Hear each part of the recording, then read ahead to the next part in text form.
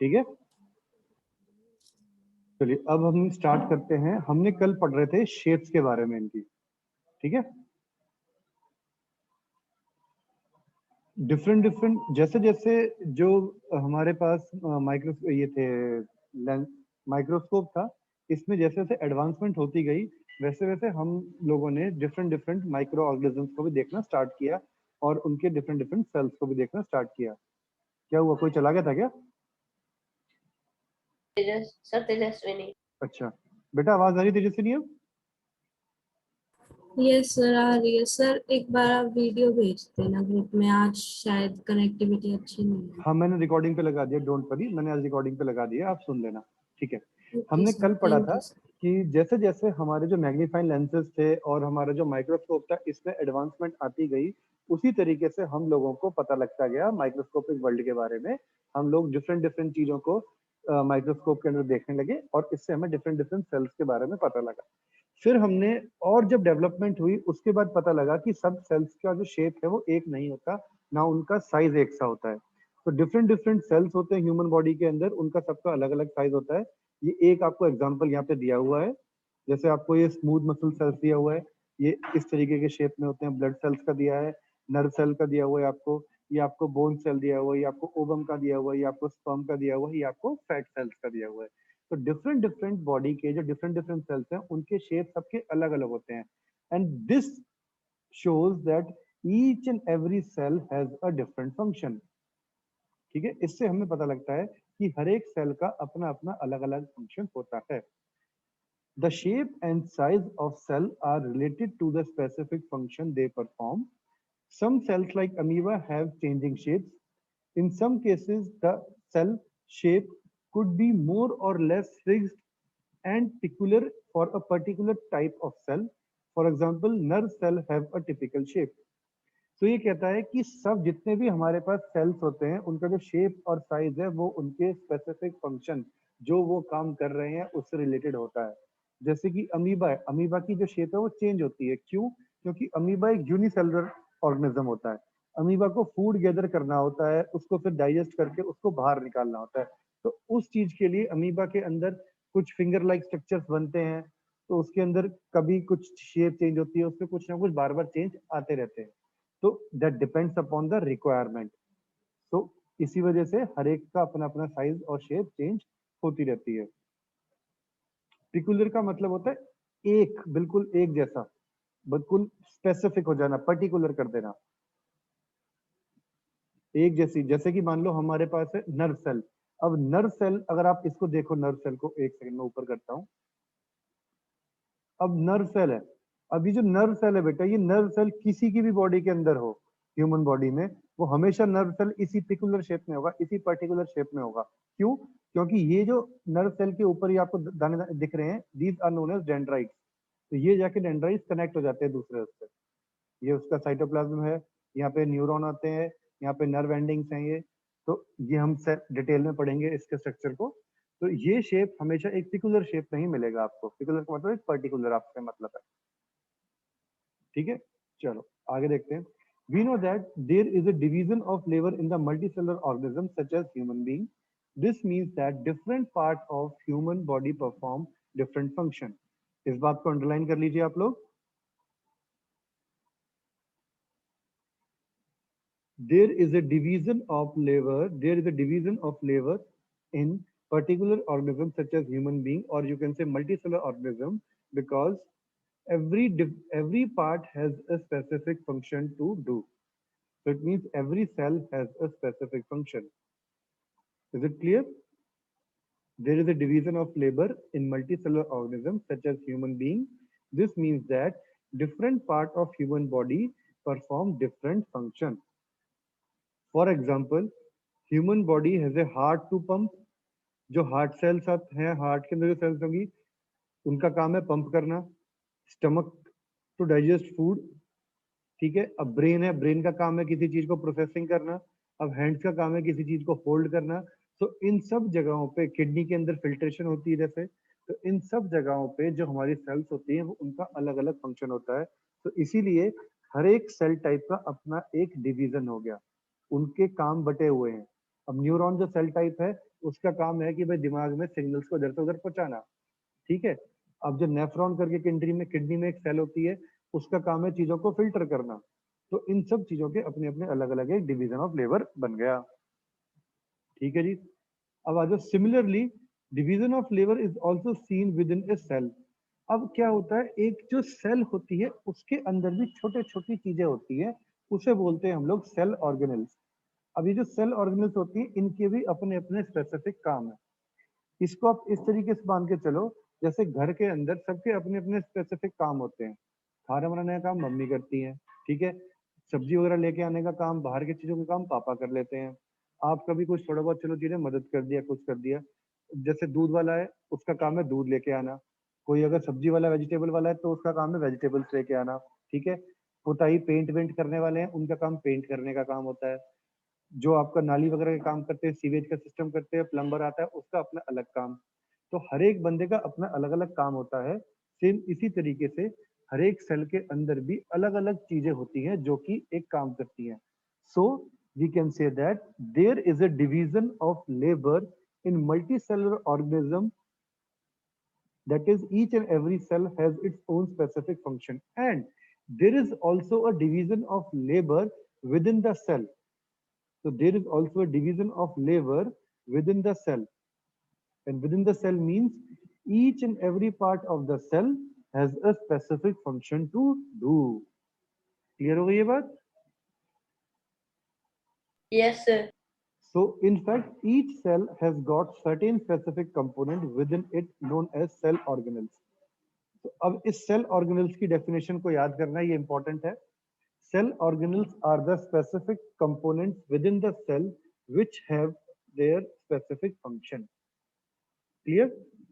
Each kind of cell organelles perform a specific function, such as making up new material in the cell, clearing up waste material to form the cell, generating energy in a cell. So each and every cell organelle has a different function. A cell is able to live and perform all the function because of these cell organelles. Suppose if there is no cell organelles in the cell, then cell won't survive, because these cell organelles perform some function, and because of these function only a cell can survive. And these cell organelles together constitute the basic unit called cell. यही छोटे छोटे जो cell organelles होते हैं, ये इकट्ठा होके मिलके एक बेसिक यूनिट बनाते हैं, जिसे कि हम लोग बोलते हैं cell, which is the fundamental unit of life. Is that clear? Yes, sir. कोई डाउट इसमें किसी को? पर एक बात मजे की है, बेशक मेरा ये न्यूरॉन का सेल हो, बेशक मेरा फैट वाला सेल हो, बेशक मेरा कोई और सेल हो, इन सब सेल के अंदर जो भी सेल ऑर्गेनल्स होते हैं वो हमेशा सेम होते हैं, ठीक है। It is interesting that all the cells are found to have same organelles no matter what their function is or what organism they found in. उन सब के अंदर, क्योंकि देखो सेल का अपना एक बेसिक फंक्शन है। भाई सीधी सी बात है, अगर आप देखो ह्यूमन बीइंग कहीं का भी हो, सुबह उठ के ब्रश करता है, नहाता धोता है, अपना काम करता है, ये सबका बेसिक फंक्शन तो ये कॉमन है। वो बेशक वो अफ्रीका का हो, वो थाईलैंड का हो, वो बेशक इंडिया के हो, या वो पाकिस्तानी भी हो, कहीं का भी हो, उसका सबका काम यही है। सेम इसी तरीके से जो सेल ऑर्गेनल्स हैं, उनके अंदर जितनी भी चीजें हैं, उन सबके अपने अपने स्पेसिफिक फंक्शन है, और वो सब के अंदर वो सेम होते हैं। यहाँ तक किसी को डाउट है किसी चीज में? तेजस्विनी, क्लियर बच्चे? No, sir. हार्दिक, Yes, sir. मनु, ये बात Yes, क्लियर sir. हो गई? चलो जी, अब जरा फटाफट बता दो, पहला क्वेश्चन कौन बताएगा मेरे को? Who discovered cell and how? Vidushi बताएगी। Vidushi your turn. Sir and Robert Tejaswini Hooke. Second question आप बताओगे। विदुषी फर्स्ट बताओ, रॉबर्ट हुक ने कैसे किया था? Sir, when he was sitting under the tree, then he found a cork. Cork को माइक्रोस्कोप के अंदर रख दिया। he put the cork under the In microscope and he discovered cell. 1665. तो इतनी जरूरत नहीं है, वैन की जरूरत नहीं है। हाउ और हु करा Okay, पूछना है sir. इसके अंदर, ठीक है ना? हाँ जी, सबको क्लियर है ये वाली बात? अब Tejaswini, now your turn. What about the second question? Why is the cell Cell is called the known as structure? Cell is known as the structural and functional unit of life because all the animals and plants have the cell as their basic structural and functional unit because cell is cell help them to perform their importance because all the living That organisms are made up of cells and that's why cell is known as basic unit of life. in simple language आप क्या लिख सकते हो? Cell is called the structural and the functional unit of life because each and every component is made up of cell and all the functions of a human body or any living organism depends It's upon performed cell. by cell. That's why it is structural and function. इसमें दो part आ गया, structure और function. Structure का मतलब है उसकी रूपरेखा, वो किस तरीके से दिखता है, और फंक्शन का मतलब उसके अंदर के काम. जैसे कि मैं सांस ले रहा हूँ, मेरा हार्ट पंप कर रहा है, किडनी मेरी सफाई कर रही है, स्टमक जो है मेरा जो है खाना पचा रहा है. तो ये जितने भी डाइजेशन का है, फिल्ट्रेशन है, पंपिंग ऑफ हार्ट है, लंग्स मेरे जो है CO2 को बाहर फेंक रहे हैं, ऑक्सीजन को अंदर ले रहे हैं. So all these are the function. So that's why cell is both structural as well as functional unit. Clear?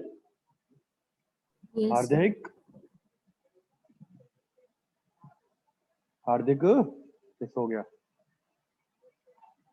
देखा सो गया है बैठा बैठा. बायोलॉजी में आधे लोग सो जाते हैं.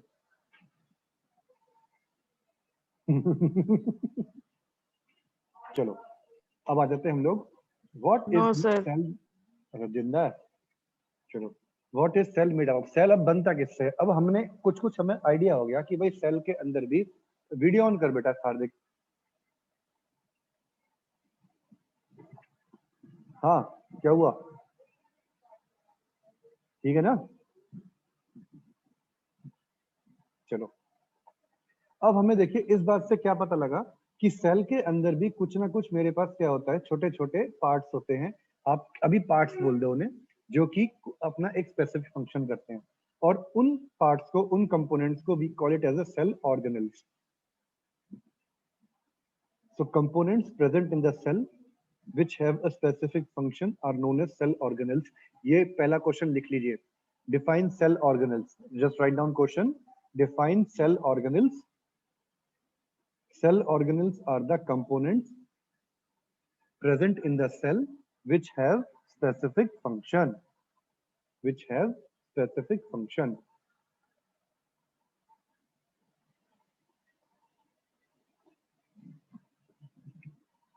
Done? Yes, sir. अब देखो, जैसे जैसे माइक्रोस्कोप की टेक्नोलॉजी में एडवांस आया, तो हम लोगों ने सेल को, साइंटिस्ट ने और डीपली स्टडी करना स्टार्ट किया. और उसके अंदर they found 3 features in almost every cell. 3 things are known as the basic structure of a cell, are known for the basic structure of the cell. वो 3 चीजें क्या थी? Plasma membrane, nucleus and cytoplasm. ये 3 चीजें याद रख लो. ये 3 चीजें हर एक सेल में कॉमन होती है, plasma membrane, nucleus and cytoplasm. And all the activities inside the cell and the interaction of the cell with its environment are possible due to these features. पूरे सेल के अंदर जितनी भी एक्टिविटी है और उस सेल का अंदर के बाहर की चीजों से इंटरेक्शन करना, जो इन्वायरमेंट है हमारे बाहर की, उस इन्वायरमेंट से अगर कोई इंटरेक्शन करता है, दैट टू डिपेंड्स अपॉन, वो भी किस चीज पर डिपेंड करता है? वो भी इन तीनों चीजों से ही हेल्पफुल होती है. क्लियर हो गई बात? कोई डाउट इसमें किसी को? Yes, sir. No, sir. Clear? चलो जी,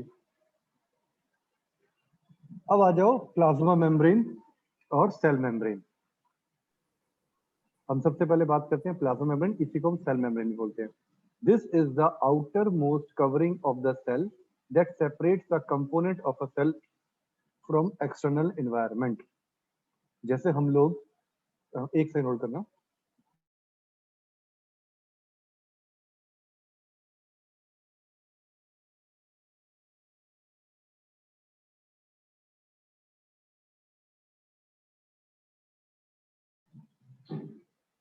हाँ जी, अब आता है प्लाज्मा मेम्ब्रेन और cell membrane.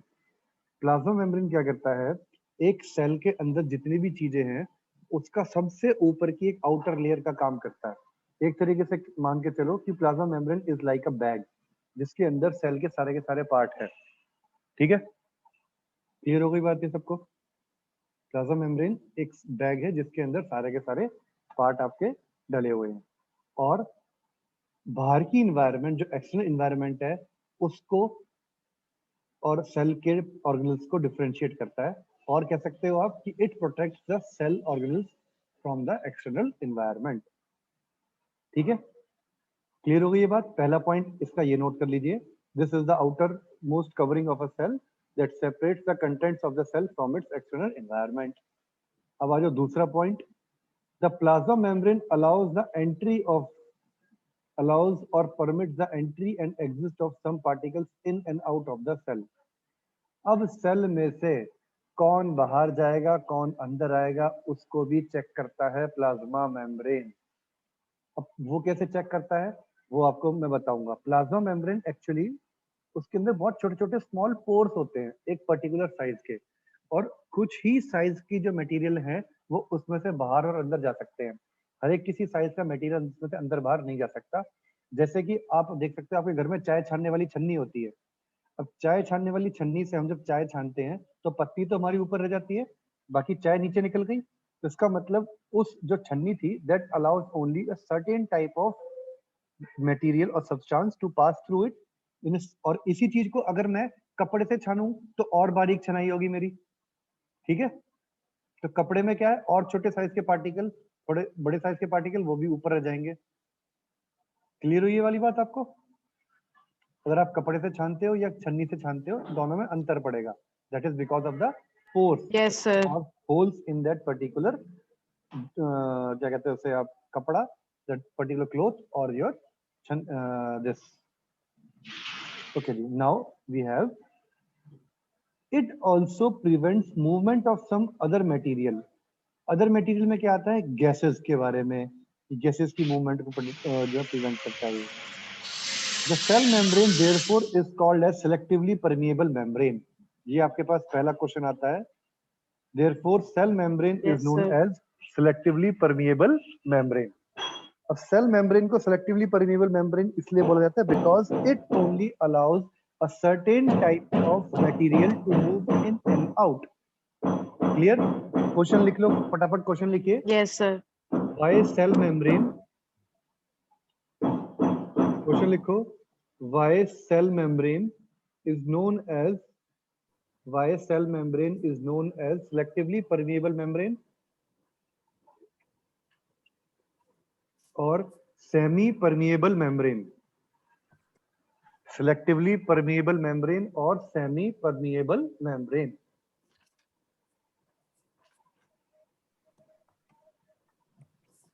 because cell allows only certain type of material to move in and out। because cell allows only certain type of elements to move in and out or materials to move in and out, so therefore it is known as semi permeable membrane। is it clear? Yes, sir.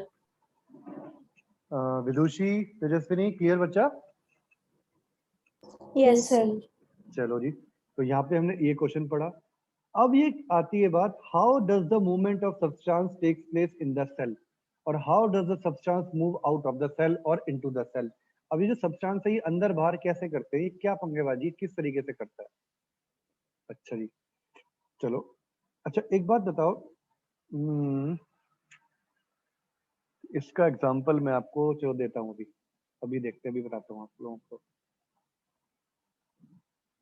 देखो, some substances like carbon dioxide or oxygen can move across the cell membrane by the process called diffusion। अब diffusion क्या process होता है? Movement of particles is known as diffusion. आप ये समझो कि भाई कोई भी पार्टिकल है वो एक जगह से दूसरी जगह जाता है तो उसे बोलते हैं डिफ्यूजन। और बेसिकली हम लोग बोलते हैं डिफ्यूजन को किसी जैसे हाई कंसंट्रेशन से सॉल्यूट पार्टिकल अगर मूव करता हुआ किसी दूसरी जगह पे जाता है। जैसे कि सपोज करो घर में आपके किचन के अंदर कोई खाना बना, भाई शाही पनीर बनाया, कोई भी छौंका लगाया मम्मी ने, सब्जी बनाई, तो वहां पे हाई कंसंट्रेशन ऑफ स्मेल हो जाएगी, ठीक। वो स्मेल आपके नोज तक पहुंची और आप बैठे हुए थे मान लो अपने बेडरूम में या डाइनिंग रूम में, तो वहां से क्या हुआ, high concentration that is in the kitchen, kitchen से आपके पास पहुंच गई वो smell, this is known as the diffusion of particles. Clear हो गई बात? Is that clear? Yes, sir. तो उसमें क्या हुआ, जो पार्टिकल्स थे वो उस जगह से, किचन से जाके, जो स्मेल वाले पार्टिकल्स थे वो किचन से उठ के आपके पास तक पहुंचे, तब आपको पता लगा कि भाई स्मेल हुई, उसे बोल दिया हमने डिफ्यूजन, ठीक है। पर इस केस में कोई भी हमारे पास में सेमी परमिएबल मेम्ब्रेन नहीं थी। अगर मेरे पास वो सेमी परमिएबल मेम्ब्रेन होती और उसमें से वो चीज पास हो रही होती, तो जरूरी नहीं है कि वो उसमें से पास होती, हो सकता था उस सेमी परमिएबल मेम्ब्रेन का साइज इतना छोटा हो that it won't allow these particle to pass through it, ठीक है। So we have studied the process of diffusion in earlier chapter, हमने अभी ये इसमें एक्चुअली अर्ली चैप्टर से मतलब है ये चीज हमने केमिस्ट्री में पढ़ेंगे अभी इसको, डिफ्यूजन को बाद में, अभी पढ़ भी चुके हैं, फर्स्ट चैप्टर में हमने डिफ्यूजन पढ़ा था, Yes, sir. ठीक है ना। Okay, now we saw that there is a spontaneous movement of substance from region of high concentration to the lower concentration. So a diffusion always occurs from high to low concentration, या movement of diffusion is from high to low concentration, ठीक है। ये बात सबको clear है? और ये spontaneous movement होता है, स्पॉन्टेनियस का मतलब होता है without any support, this movement is because of without any support, हमें इसमें कोई सपोर्ट नहीं करना पड़ता, वो अपने आप ही हाई कंसंट्रेशन से लो कंसंट्रेशन पे हो जाता है। अब जैसे जो आंधी आती है, आंधी क्यों आती है, कभी सोचा आपने आंधी के पीछे क्या रीजन है, why this particular form of, why we have this heavy breeze, heavy amount of speedy winds are there, that is because of the pressure difference. Same इसी तरीके से कंसंट्रेशन डिफरेंस होता है और प्रेशर डिफरेंस होता है, इसकी वजह से चीजें मूव करती है एक प्लेस से दूसरी जगह पे। आंधी वाला केस हम बाद में पढ़ेंगे, फिलहाल बायोलॉजी वाला पढ़ रहे हैं हम लोग। किचन में हाई कंसंट्रेशन थी और किसी जगह पे लो कंसंट्रेशन, तो अब वो किचन से स्मेल वहां पे आ जाएगी। क्लियर हो गई ये बात? इसमें किसी को डाउट है? No, sir. Okay. Now, something similar is happen in cells when, for example, such substance like CO2, which is a cellular waste and acquired to be secreted out by the cell. अब देखो होता क्या है, cell के अंदर कोई भी काम हुआ, उसके अंदर CO2 एज अ वेस्ट बनती है। तो सेल के अंदर छोटा सा कुछ काम होगा, कुछ काम करा सेल ने, CO2 बनी, फिर काम किया, CO2 बनी, CO2 बनती गई। तो एक पॉइंट ऐसा आएगा कि जो CO2 की कंसंट्रेशन थी वो बहुत ज्यादा हो जाएगी बाहर की इन्वायरमेंट से, होगी नहीं होगी? Yes, sir. Tejaswini, Manu, is it clear बच्चे? Yes, sir. Yes, sir. समझ में आ रही है ना बात? Hmm. अगर Yes, कोई sir. डाउट आता है तो बीच में आप पूछ लेना मेरे से, ठीक है। सो Okay, जैसे Okay, sir. जब भी कभी सेल के अंदर कुछ भी कोई वर्क होता है, एक सेलुलर वेस्ट निकलता है, वो वेस्ट है हमारा CO2। जैसे कि हम लोग भी तो है, हम लोग कुछ भी काम करते हैं तो सांस से बाहर निकालते हैं CO2, अंदर ऑक्सीजन, अंदर एयर गया, एयर में से जो है एयर ऑक्सीजन तो काम दी, बाकी CO2 हमने बाहर निकाल दी। तो इसी तरीके से क्या हुआ, inside the cell now this CO2 is accumulating, वो बार बार बढ़ती जाती है। So some substances like CO2, which is a cellular waste acquired to be secreted out of the cell. Now it accumulates in high concentration inside the cell. अब concentration CO2 की high होगी inside the cell. Now in the cell external environment, the concentration of CO2 is low as compared to the inside. पर बाहर क्या है, concentration low है as compare to inside, inside ज्यादा हो गई सेल के अंदर, ज्यादा बाहर कम, तो क्या होगा, सेल के अंदर से CO2 बाहर जानी स्टार्ट हो जाएगी। Now as there is a difference in concentration of CO2 inside and outside the cell, the CO2 moves out of the cell from the high concentration to the region of low concentration outside the cell by the process of diffusion. समझ में आ गई ये बात? Yes, sir. अंदर concentration हुई ज्यादा, होती गई एक्यूमुलेशन से, बाहर कंसंट्रेशन नहीं थी इतनी, तो सारी की सारी CO2 will move outside from the inside of the cell. Clear हो गई बात ये? सेम इसी तरीके से जो सेल है उसे ऑक्सीजन चाहिए काम करने के लिए। अब जब ऑक्सीजन यूज करता जाएगा सेल तो ऑक्सीजन कम होएगी, ऑक्सीजन कम हो जाएगी उस सेल के अंदर, तो मतलब inside the cell the oxygen level is decrease. तो उस चीज को करने के लिए फ्रॉम द आउटसाइड वी आपकी हैव हाई वॉइस क्रैक कर रही है। हेलो हेलो, अब आ रही है मेरी आवाज? तेजस्विनी, सर विदुषी, वॉइस कर रही थी। मेरी वॉइस बिल्कुल ठीक आ रही है, क्रैक कर सर रही है? क्लियर क्लियर है ना? Yes sir. बेटा तेरा सर नेट खराब है मन्नू, आज विदुषी तेजस्विनी का जो खराब था वो बोल रही थी, आज ठीक है उसका नेट। अब वैसे एक बात है ना, जिस दिन सोचोगे ना नेट खराब होगा उस दिन बिल्कुल ठीक चलता है, हाँ एकदम फर्स्ट क्लास। पर अब खराब हो गया, देख बोलते ही तेजस्विनी का नेट गया। मेरा गया है क्या? मेरी आवाज आ रही है? Yes sir.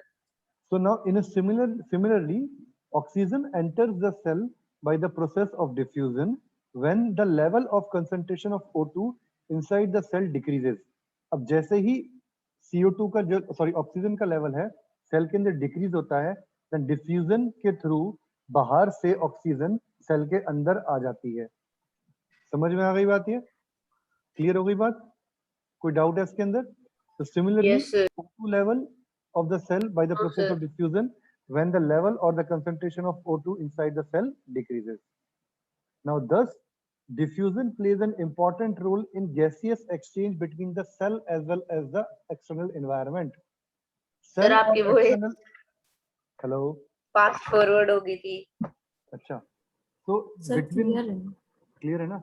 So cell और शायद external environment के बीच में diffusion plays a very important role in gaseous exchange. तो जितना भी गैसियस एक्सचेंज होता है सेल का और बाहर की इन्वायरमेंट का, that is because of the diffusion. अगर ये डिफ्यूजन ना होता तो सेल ये चेंजेस नहीं कर पाता। क्लियर है?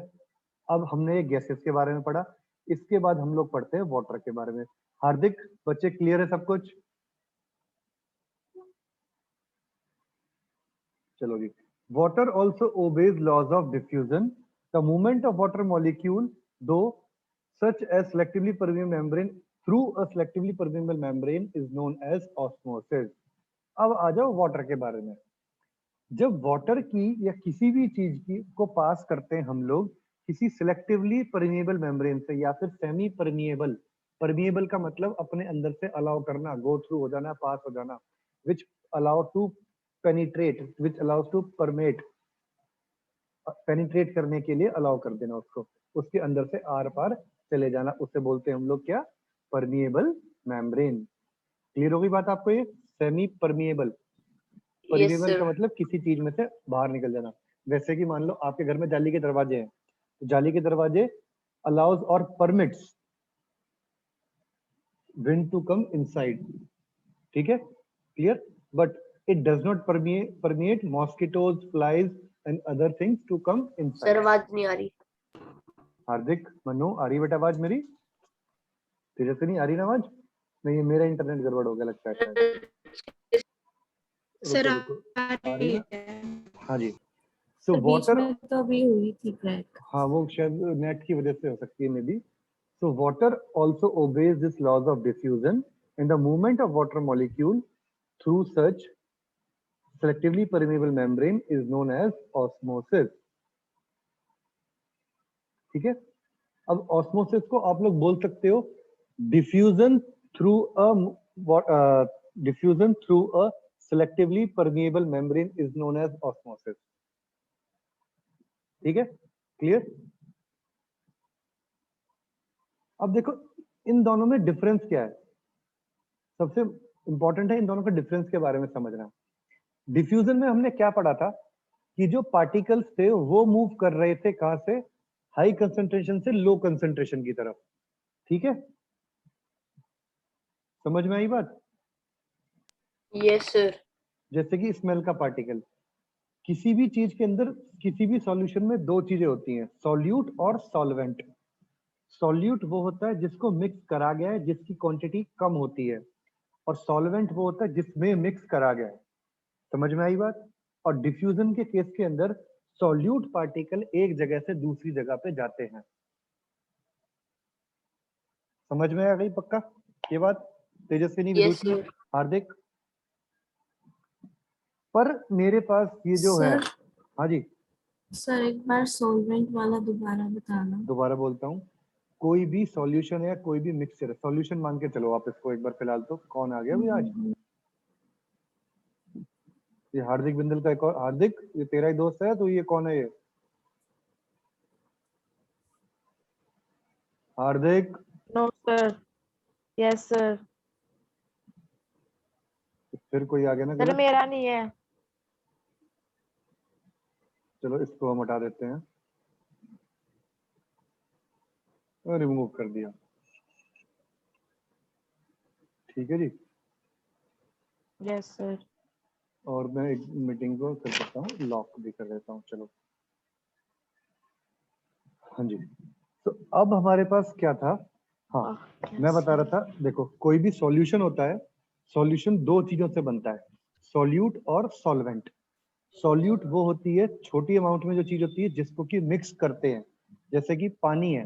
अब मैंने एक गिलास पानी लिया, उस पानी के अंदर मैंने मिला दिया नमक, तो नमक इज सॉल्ट। सॉल्ट जो है वो मेरे पास क्या है? सॉल्यूट है। और जो पानी है उसे बोल दिया मैंने सॉल्वेंट। दोनों को मिक्स कर दिया, उस चीज को बोल दिया मैंने सॉल्यूशन। ठीक है। अब ऐसे ही मान लो मेरे पास किचन के अंदर थी हवा, हवा के अंदर कोई भी चीज बनाई, उसकी आ गई स्मेल, तो जो जिस पार्टिकल की स्मेल आई वो जो पार्टिकल था वो क्या हो गया? सॉल्यूट। और हवा क्या हो गई? सॉल्वेंट। और दोनों मिलके क्या बन गया? सॉल्यूशन। अब वो जो सॉल्यूट के पार्टिकल थे जिनके पास स्मेल थी, वो उठ के चले गए आपके पास, तो उसे बोल दिया मैंने डिफ्यूजन। क्लियर हुई बात? अब आ जाओ ऑस्मोसिस। Yes, sir. ऑस्मोसिस के अंदर भी क्या होता है? पार्टिकल की मूवमेंट होती है। अब इस केस में जो सॉल्यूट पार्टिकल्स थे वो मूव नहीं होते हैं, इस केस में सॉल्वेंट पार्टिकल मूव होने शुरू हो गए, और वो किससे पास हुए? सेमी परमिएबल मेम्ब्रेन से पास हुए। उसमें सॉल्यूट पार्टिकल की मूवमेंट नहीं हुई, सॉल्वेंट पार्टिकल की मूवमेंट स्टार्ट हो गई, तो semi permeable Okay, sir. Membrane. ठीक है, clear? Yes, sir. The movement of water across the plasma membrane is also affected by the amount of substance dissolved in water. अब the movement of water, जो water की movement है वो depend करती है किस पे? Amount of substance dissolve, solute कितना डिसॉल्व हो गया हुआ है उस वाटर में। ठीक है। So osmosis is the passage of water from high water concentration through a selectively permeable membrane of region of low water concentration. ये बात समझ में आई आपको? ये क्या लिखा है इससे, ये वाली बात? ऑस्मोसिस का क्या मतलब है? कि Yes, वाटर sir. पार्टिकल्स की Yes, sir. मूवमेंट होना हाई कंसंट्रेशन से लो कंसंट्रेशन की तरफ। क्लियर हो गई ये बात Tejaswini? Yes, sir. Yes, sir. पक्का? Yes, sir. Means sir osmosis और डिफ्यूजन में कई फर्क है कि मीन्स ऑस्मोसिस वाटर में होता है। क्या चीज दोबारा बोल। सर हार्दिक को म्यूट करने के लिए कह दो। हार्दिक म्यूट कर बेटा। मिक्सी तेरे हार्दिक के घर पे चल गई क्या? मैं ही म्यूट कर सर देता हूँ, कोई नहीं। डिफ्यूजन एयर में हाँ, होता है और ऑस्मोसिस वाटर में होता है। अभी तक तो इतना ही फर्क है ना सर? नहीं नहीं नहीं नहीं, दोनों में हो सकते हैं अभी तक, मतलब अभी के लिए इतना ही है एज पर दिस एनसीईआरटी। पर अब देखो सुनो, डिफ्यूजन और ऑस्मोसिस दोनों ही केस में हो सकता है, पानी का भी हो सकता है, एयर का भी हो सकता है, सब कुछ हो सकता है। मेन डिफरेंस दोनों में है सेमी परमिएबल मेम्ब्रेन का। पहला पॉइंट, डिफ्यूजन के अंदर सिलेक्टिव परमिएबल मेम्ब्रेन या सेमी परमिएबल मेम्ब्रेन नाम की कोई चीज नहीं होती। ठीक है, क्लियर हो गई बात? ये पहली point. Diffusion Yes, sir. does not have any semi-permeable membrane or any type of membrane. ठीक है, but in case of osmosis we have semi-permeable membrane. Osmosis में semi-permeable membrane होती है। Clear? कोई डाउट Yes, इसमें? sir. No, sir. ठीक No, है जी, sir. पहला पॉइंट ये हो गया। दूसरा पॉइंट सुनो, डिफ्यूजन के अंदर सॉल्यूट पार्टिकल हाई कंसंट्रेशन से लो कंसंट्रेशन की तरफ जाते हैं। कौन जाता है? Solute particle move from high to low concentration. ये किस में है? डिफ्यूजन में। ऑस्मोसिस के अंदर क्या होता है? Solvent particle move from high to low concentration. समझ में आई बात? दोनों Yes, डिफरेंस sir. क्लियर हो गए? Yes, sir. इनको लिख लेना, मैं आज ये हम्म। सेम टू सेम वीडियो में डाल दूंगा, इसको दोबारा सुनना आज के लेक्चर को, थोड़ा इंपॉर्टेंट है ये, ठीक है?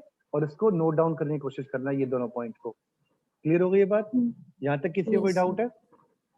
No sir. No, sir. Okay जी। नाउ इसके बाद आता है what will happen if we put an animal cell or plant cell into a solution of sugar or salt in water? अब देखो इसका सबसे बढ़िया एग्जांपल है, घर में किशमिश है आपके सबके, आज एक काम करना, किशमिश को एक पानी में डाल देना सिंपल, और एक पानी में नमक घोल के उसमें किशमिश डालना। दोनों ही केस के अंदर देखना, रात भर छोड़ देना, सुबह उठ के देखना क्या होता है। ये आप लोग एक्सपेरिमेंट कर सकते हो घर में, ठीक है?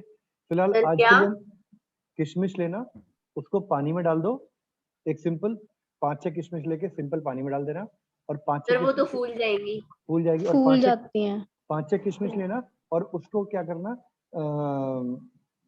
एक जगह पे एक उसमें पानी में नमक घोल देना बहुत सारा, देन उसमें डालना, वो सिकुड़ जाएंगी। ये वाली चीज हम लोग कल पढ़ते हैं इसको, ठीक है?